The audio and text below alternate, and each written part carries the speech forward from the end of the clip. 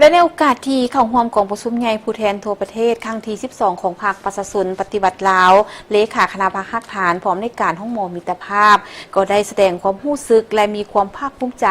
ที่ได้เป็นตัวแทนของผู้แทนสมบูรณ์กระทรวงสาธารณสุขรับฟังการสรุปสั่งรวมการจัดตั้งปฏิบัติแผนพัฒนาเศรษฐกิจสังคมครั้งที่ 9 ของพรรคประชาชนปฏิบัติลาวสมัยที่ 11 ซึ่งได้มีนโยบายต่างๆสุกยู่ให้พวกเขาได้จัดตั้งผันขยายในของเขตสาธารณสุขเฮ็ดให้เวียกงานสาธารณสุขขยายตัวอย่างกว้างขวางขึ้น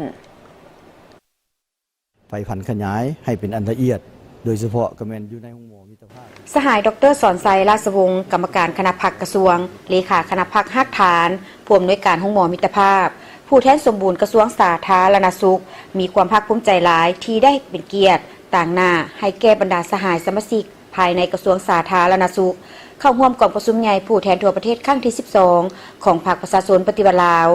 กองประชุมครั้งนี้เป็นวาระสำคัญที่สุดที่จะได้มีการสรุปสั่งรวมเกี่ยวกับรายงานการเมืองของคณะบริหารงานศูนย์กลางพรรคสมัยที่ 11 เพื่อสรุปตีราคาการจัดตั้งปฏิบัติมติกองประชุมใหญ่ใน 5 ปีผ่านมาแผนพัฒนาเศรษฐกิจสังคมแห่งชาติ 5 ปีครั้งที่ 10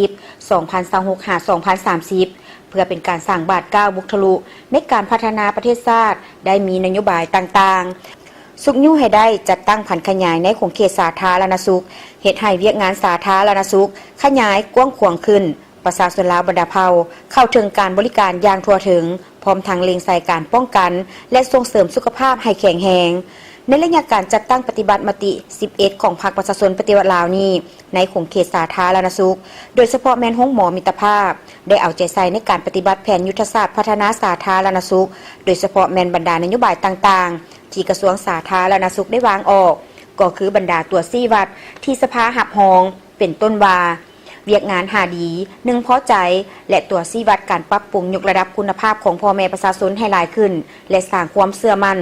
ดึงดูดเอาความเชื่อมั่นของสังคมก็คือประชาชนให้หลายขึ้นเห็นว่าใน